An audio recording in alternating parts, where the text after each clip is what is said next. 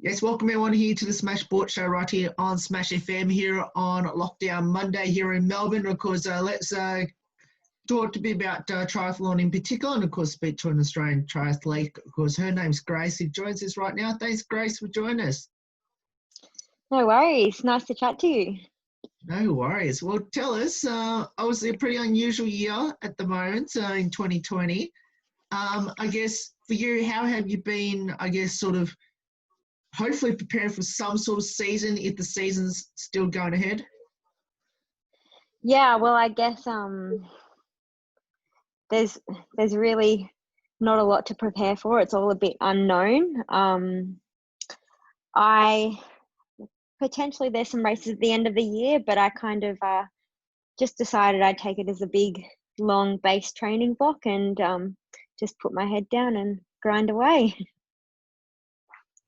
Now, normally at this time of the year, I'm assuming that you're well in competition at the moment, well and truly in the triathlon year. I guess, what events would you normally be doing right now? So I have just moved on to 70.3 racing, which is the slightly longer distance racing. My plan this year was to base in Australia still. I'm in Queensland, and then just be traveling to, I think I mainly was going to choose some Asian races, so stay in the Oceania region. So yeah, I'd be kind of in and out of the country, I guess, at this time of year, kind of jumping between races. Now, what's obviously at the moment, obviously in Brisbane or in Queensland at the moment, it's not, obviously the restrictions have, I guess, far better than what's been over here, down here in Melbourne.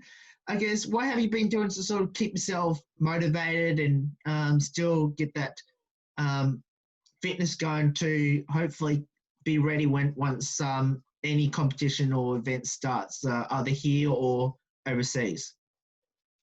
Yeah, so I mean, in Queensland, I'm on the Gold Coast, and we are in a bit of a better position than Melbourne.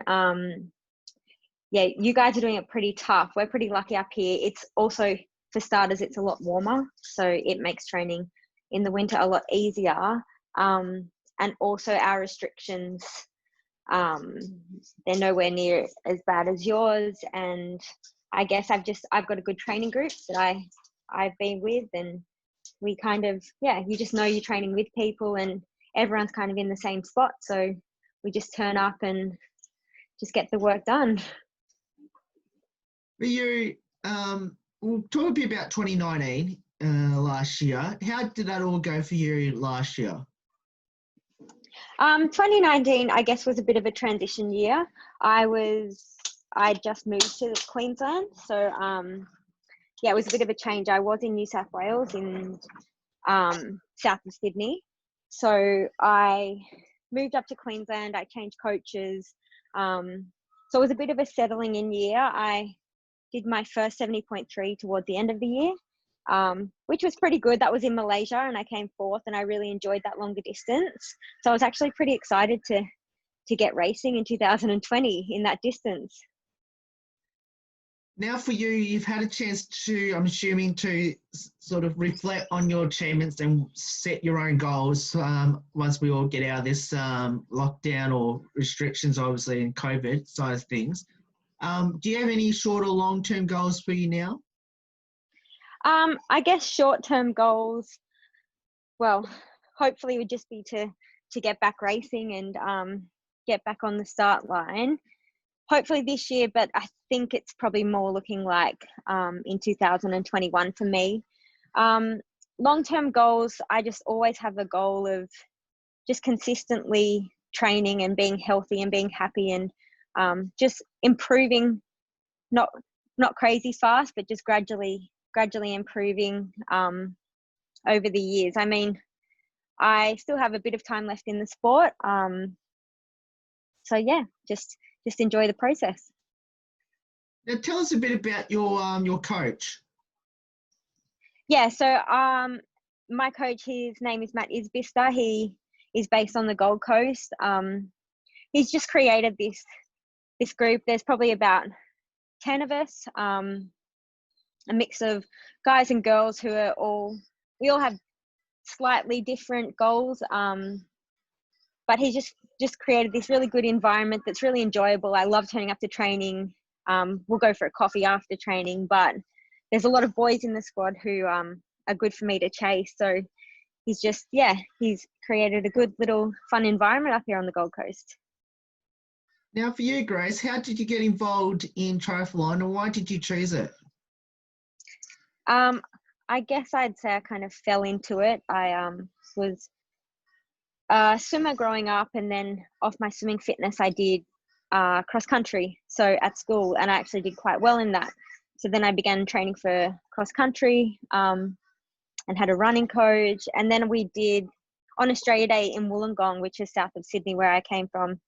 We would do a swim run event, an Australia Day aquathon.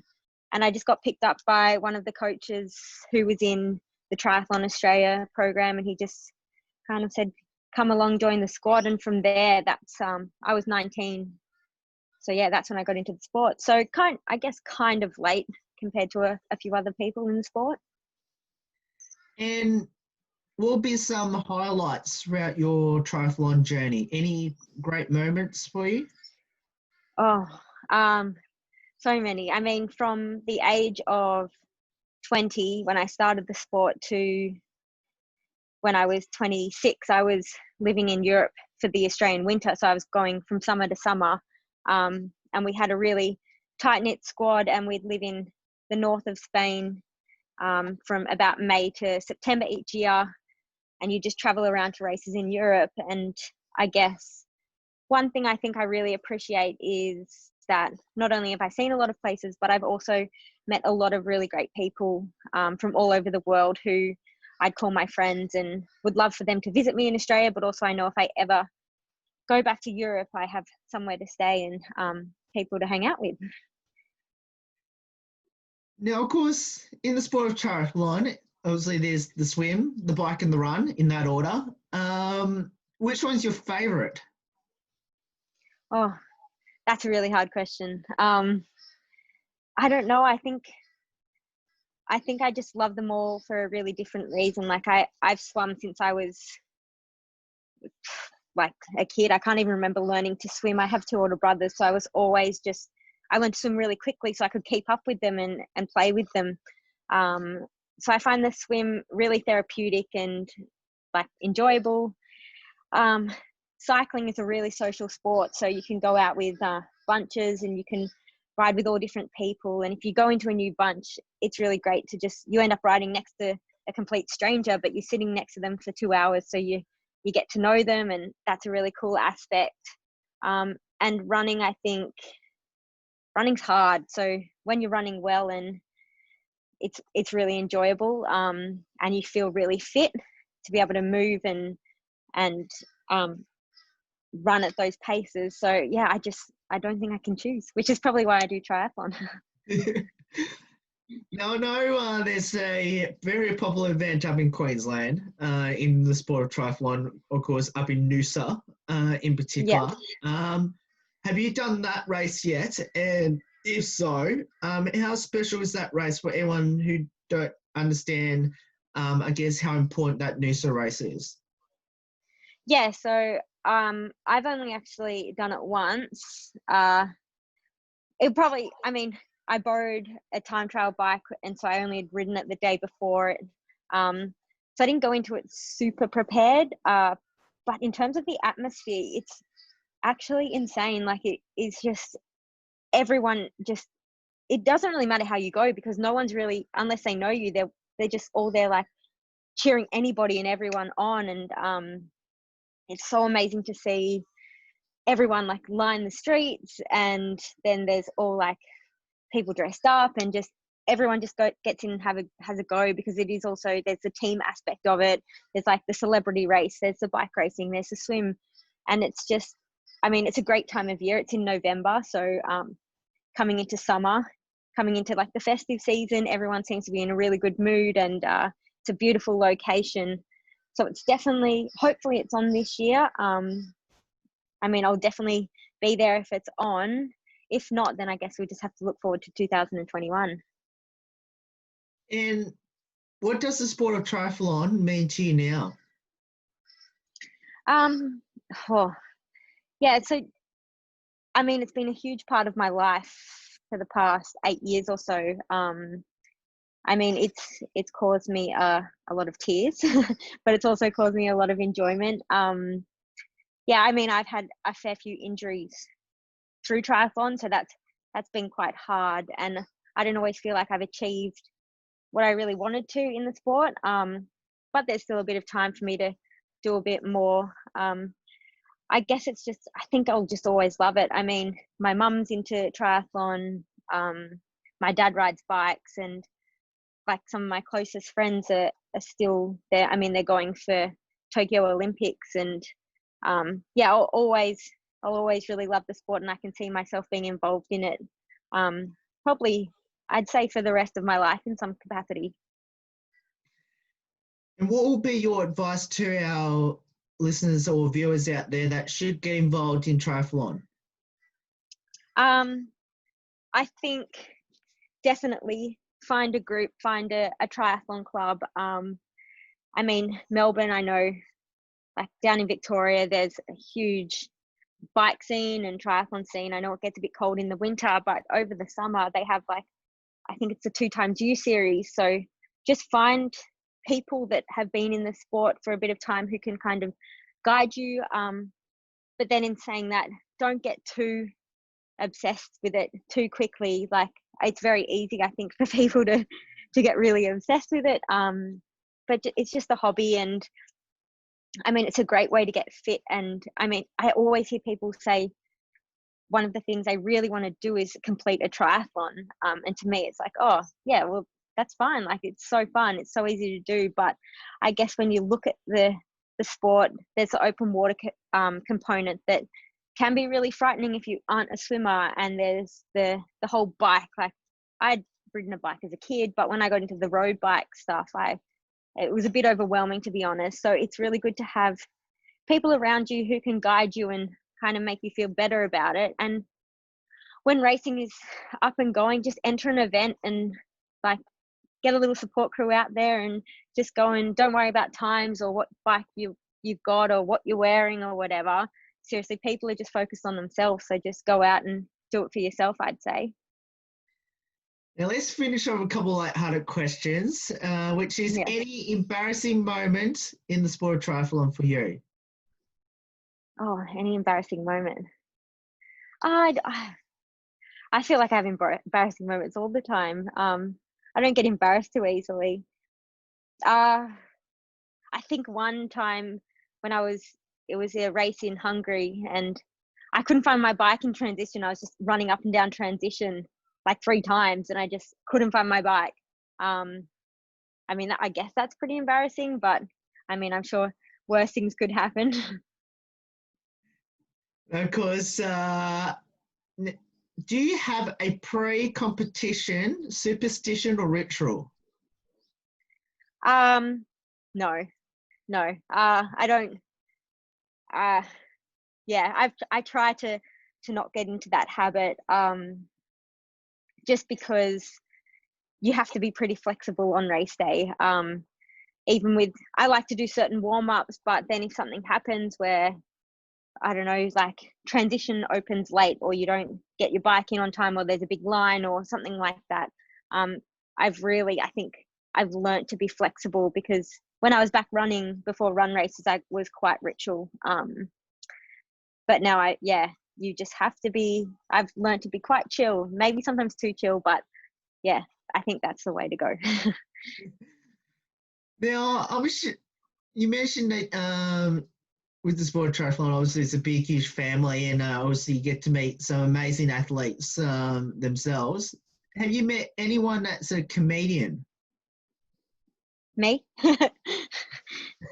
No, I haven't really. I mean, everyone is a bit quirky in their own right, I guess. I like to think I'm a bit of fun in the squad and keep things quite lighthearted. But yeah, everyone I've trained with is, yeah, I mean, I've always been able to have a laugh with my training group, and you've just got to really make sure, while it's important to train hard, it's also important to enjoy it and enjoy the process. And when things are funny, just laugh about them. Now, let's turn our attention to, I guess, any singers or dancers that you've come across in triathlon. I don't know. I don't think I have. I mean, sometimes, like after a race, we'll go out and have a little party after maybe like a world champs race, or just like maybe after Noosa. So I mean, triathletes do dance. I don't know how good they are at it, but yeah, they do like to have a dance. And I guess a few of the boys in my squad used to sing along on some of the bike rides just for a bit of fun. So I'd have to say probably Ryan Bailey. He's from Western Australia. I used to train with him. He's a bit of a larrikin, so I'll give the singing, the dancing, and the comedian all to Ryan Bailey. Now, do you have? You mentioned that you don't have a pre-game ritual or superstition. Do you have a pump-up song to hype yourself up? Oh, that's a good question. I actually really like to listen to quite chilled music before, even during hard sessions, like if I'm on the train or on the bike, or before the race. I like to listen to pretty chill music. I do like a bit of Australian hip hop, so like Hilltop Hoods and Illy. But other than, I don't have one song. I probably just have a playlist, I'd say, my Aussie hip hop playlist. Of course, we'll finish off with two final ones, which is, of course, we mentioned about, music and all that. And, of course, you also been over in world championships and across overseas. Is there one location that you've been to compete that you'll love to go back to again? I actually don't really know. I mean, I do remember I raced in Switzerland, in Geneva. That was really beautiful.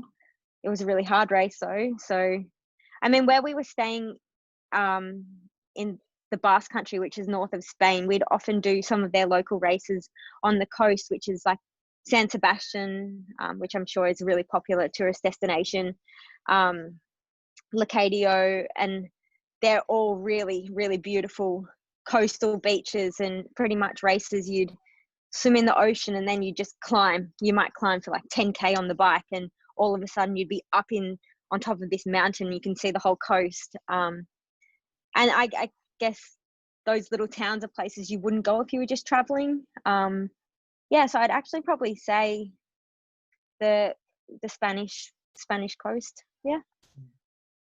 Of course, finish up one last one, which is for everyone that should follow you on social media, and especially throughout your journey in the sport of triathlon. How can I go about following you on socials? Yeah, so I probably use Instagram the most, and that's just at Grace Musgrove, my name. I try and do a mixture of triathlon and real life. I try and keep it pretty real.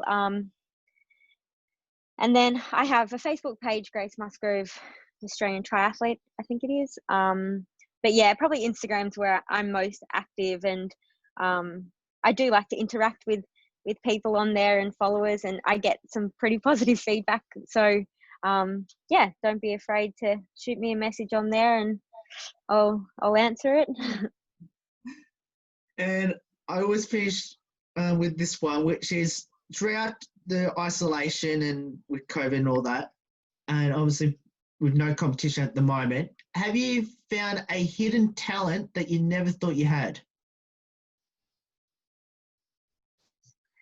Hidden talent that I never thought I had.